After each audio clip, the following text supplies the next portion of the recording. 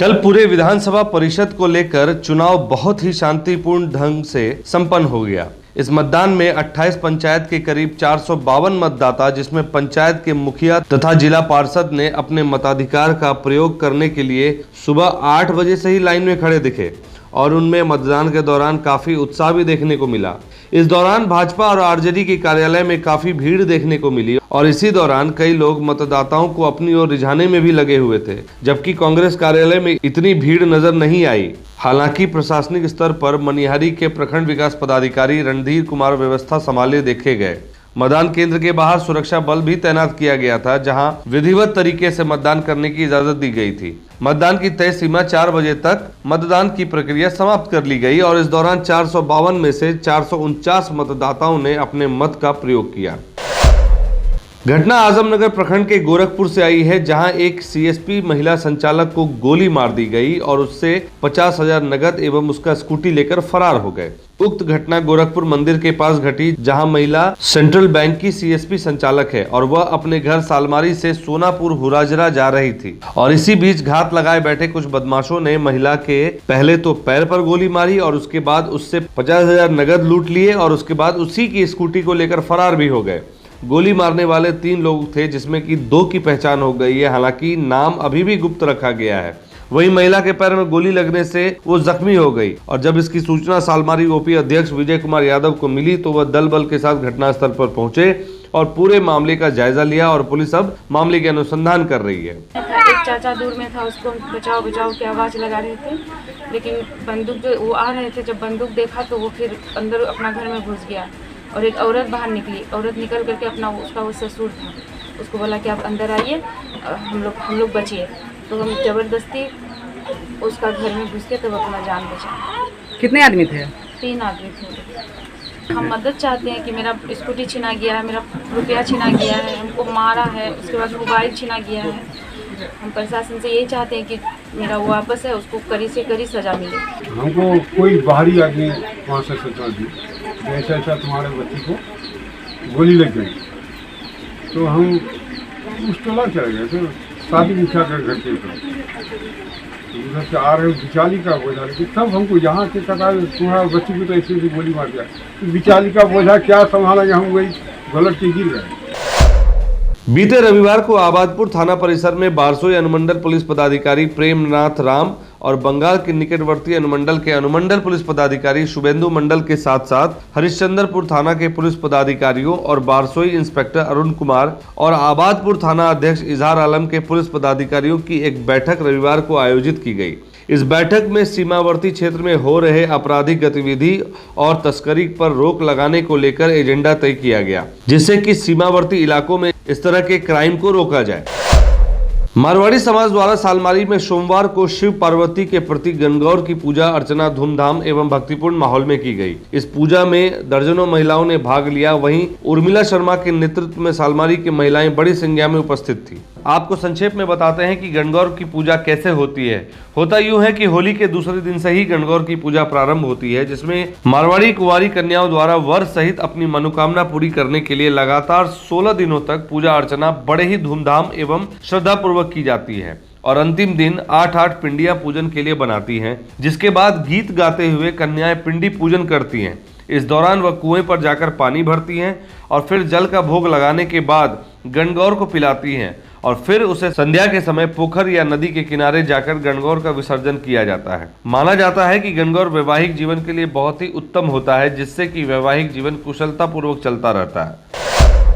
कटिहार के बारसोई अंचल कार्यालय में बने मतदान केंद्र क्षेत्र में 451 पंचायत प्रतिनिधियों में से 448 मतदाताओं ने अपने वोट का प्रयोग किया और सुबह 8 बजे से ही सभी लोग लाइन में खड़े नजर आए। इस बीच मतदान कड़ी सुरक्षा में शुरू हुई, जिसमें सर्वप्रथम सांसद दुलाल चंद्र गोस्वामी ने अपने मताधिकार का प्रयोग करते हुए एमएलसी चुनाव के महापर्व में भाग लिया और फिर तुरंत पार्लियामेंट में भाग लेने के लिए वो फ्लाइट से दिल्ली के लिए रवाना हो गए। उन्होंने त्रिस्तरीय पंचायती राज के प्रतिनिधि को लेकर कहा कि महापर्व में बढ़ चढ़ कर भाग ले और अपने मत का प्रयोग करें। इस दौरान विधायक महबूब आलम ने भी अपने मताधिकार का प्रयोग किया और अपनी प्रतिक्रिया व्यक्त करते हुए कहा कि सभी लोग अपने मताधिकार का प्रयोग अवश्य करें और राष्ट्र हित में सहयोगी बने। मतदान के दौरान प्रशासन पूरी तरह से चाक चौबंद दिखी और पुलिस बल चप्पे चप्पे पर तैनात थी। वहीं फ्लाइंग स्क्वाड में क्षेत्र भ्रमण के लिए इंस्पेक्टर अरुण कुमार को लगाया गया था। इस संबंध में अनुमंडल पदाधिकारी राजेश्वरी पांडे ने बताया कि विधि व्यवस्था को लेकर प्रखंड विकास पदाधिकारी प्रियंका कुमारी को प्रखंड परिसर में तैनात किया गया है ताकि शांतिपूर्ण मतदान हो सके। इस दौरान प्रियंका कुमारी जी ने बताया कि बारसोई में 211 पुरुष मतदाता तथा 237 महिला मतदाताओं ने अपने मत का प्रयोग किया है। मतदान के दौरान प्रखंड कार्यालय में काफी गहमागहमी और भीड़ भी दिखाई दी।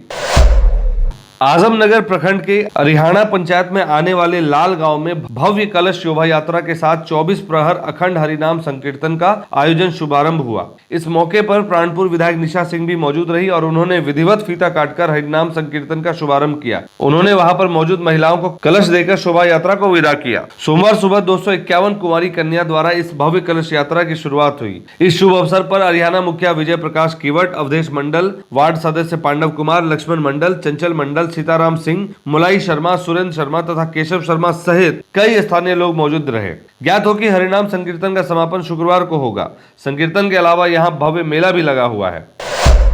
कटिहार रेलवे पुलिस द्वारा चलाए जा रहे सतर्क अभियान के तहत एक बड़ी उपलब्धि हासिल हुई है। 4 अप्रैल को डीआरएम कटिहार के ऑफिशियल ट्विटर हैंडल से यह जानकारी साझा हुई कि ट्रेन नंबर 01666 जो अगरतला रानी कमलापति स्पेशल ट्रेन का नंबर है, उसमें से भारी मात्रा में कटिहार रेलवे पुलिस द्वारा अवैध गांजा जब्त किया गया। आपको बता दें कि वैसे तो बिहार में शराबबंदी है और शराबबंदी होने के कारण अन्य विकल्प नशे की सामग्री का गोरख धंधा बड़े ही जोर शोर से फल फूल रहा है, लेकिन कटिहार जिला प्रशासन की इस चाक चौबंदी के कारण इसमें संलिप्त कई तस्कर और अवैध नशीली चीज को चलाने वाले गिरोह को रेलवे पुलिस कटिहार के द्वारा सतर्क अभियान चलाकर सफलतापूर्वक जब्त किया जा रहा है या पकड़ा जा रहा है, जिससे कि तस्करों में बेचैनी का माहौल है और कुछ हद तक तस्करी में इस क्षेत्र में कमी भी आई है। क्योंकि कटिहार एक सीमावर्ती इलाके में आता है, इसलिए बंगाल के जरिए कटिहार से होते हुए बिहार में अवैध तस्करी करने की हमेशा कोशिश की जाती है। लेकिन अगर कटिहार पुलिस या यूं कहें कि कटिहार जिला प्रशासन की चाक चौबंदी इसी तरह से कायम रही तो यकीनन तस्करों के खेमे में खलबली तो मचेगी ही।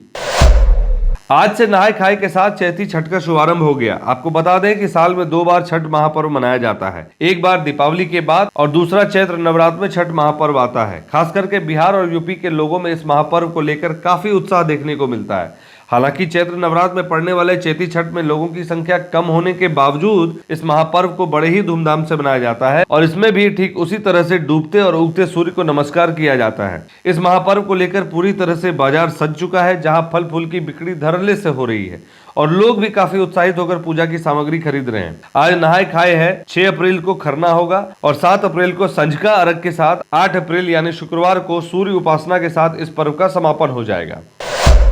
भागलपुर में एक बार फिर बम मिलने से हड़कंप सा मच गया है। बता दें कि भागलपुर के बूढ़ानाथ मंदिर के मुख्य गेट से महज 100 मीटर की दूरी पर शिवांश विवाह भवन के गेट पर बम मिलने से पूरे प्रशासन में हड़कंप सा मच गया है। विवाह भवन के मालिक सोनू पांडे ने तुरंत ही पुलिस को सूचित किया और जोगसर थाना की पुलिस तुरंत हरकत में आई और घटनास्थल पर दल बल के साथ पहुंच गई। इस जांच में डॉग स्क्वाड की भी मदद ली जा रही है। घटना की जानकारी मिलते ही एसपी बाबूराम भी घटनास्थल पर पहुंच गए और मामले का जायजा लिया और उन्होंने इस विषय पर त्वरित कार्रवाई करने का निर्देश दिया और सघन छापेमारी कर घटना में लिप्त अपराधियों को तुरंत गिरफ्तार करने के लिए सारे पुलिस महकमे को अलर्ट कर दिया है। स्थानीय लोगों ने आरोप लगाया कि पुलिस प्रशासन बहुत ही लापरवाह रवैया अपनाए हुए है, क्योंकि इससे पहले भी एक बड़ा हादसा भागलपुर में घटित हो चुका है। उसके बाद भी पुलिस प्रशासन नींद से नहीं जाग रही है। लोगों का कहना है कि क्या पुलिस प्रशासन एक और घटना के होने का इंतजार कर रही है। शिवांश विवाह भवन के मालिक सोनू पांडे ने बताया कि 3 तारीख की बुकिंग थी, जिसमें 100 लोगों के खाने पीने की बात हुई थी। उसके बाद से जब उन्हें इस बात की जानकारी मिली तो उन्होंने तुरंत ही पुलिस को सूचित किया। खबर लिखने तक कोई भी जानकारी स्पष्ट नहीं हो पाई थी, लेकिन पुलिस का कहना है कि सीसीटीवी फुटेज से काफी सहायता मिलेगी अपराधियों को पकड़ने में। अब आगे देखते हैं एफएसएल की टीम की अपनी जांच में क्या कहती है। खबर अररिया थाना क्षेत्र की है, जहां पर निबंधन कर्मचारी श्री दिलीप झा से पप्पू यादव नाम के अपराधी ने बंदूक की नोक पर 12 मार्च को मोबाइल और 12 लाख रुपए लूट लिए थे। इस लूटकांड के बाद पुलिस ने त्वरित कार्रवाई करते हुए सघन छापेमारी की और पप्पू यादव नाम के अपराधी को अररिया की खेरिया बस्ती से 1 कट्टा, 2 कारतूस और 1 मोबाइल और साथ 7600 रुपए के साथ गिरफ्तार कर लिया। अररिया सदर एसडीपीओ पुष्कर कुमार ने प्रेस कॉन्फ्रेंस करके जानकारी दी और बताया कि पप्पू यादव जो वार्ड संख्या 10 का रहने वाला है, वह अपना कार्य क्षेत्र बस स्टैंड से लेकर नहर गौड़ी चौक तक बताता है, जिसमें कि वह इस तरह की घटना को हमेशा अंजाम देता रहता है। और इसी क्रम में उसने 12 तारीख को श्री दिलीप झा से 12 लाख रुपए लूट लिए थे और इससे पहले भी भारत फाइनेंस कंपनी के 4 लाख लूट में भी इसी पप्पू यादव का हाथ था। पप्पू यादव के बयान के बारे में एसडीपीओ ने आगे बताते हुए कहा कि लूट कांड में संलिप्त नूनू झा की हत्या में भी इसका हाथ था, जिसका शव नहर में मिला था। पैसे के बंटवारे को लेकर नूनू झा की होली के दिन हत्या कर दी गई थी। इस घटना के बाद पूरे क्षेत्र में खलबली सी मच गई थी, जिसके बाद पुलिस अधीक्षक ने एक टीम तैयार कर इस अपराधी को पकड़ने में लगा दिया, जिसका अब जाके सफलतापूर्वक उद्भेदन हुआ है। हमारे वीडियो को लाइक और सब्सक्राइब करना ना भूलें। आपको हमारा वीडियो कैसा लगा कमेंट करके हमें जरूर बताएं। अगर आप हमें कोई सुझाव देना चाहते हैं तो हमारे दिए गए नंबर पर हमें संपर्क करें। धन्यवाद।